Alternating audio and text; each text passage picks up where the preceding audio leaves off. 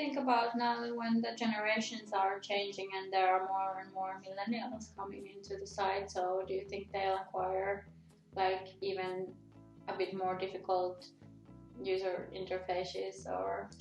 Well, of course, they are familiar with certain that exist in the gaming or somewhere like that.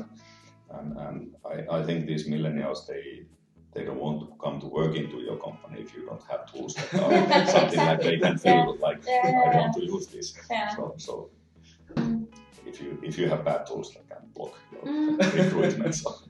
Yeah, so it's also a very interesting aspect also for construction companies, why it is actually important also to take into like new tools, because like if you think that okay, we're gonna use PDF because like all the foremen want to use PDF, then all the foremen then they retire and you need to hire new people, and then all of a sudden the new people are saying like we don't want to work for you because you don't have like modern technology or you use PDF. So.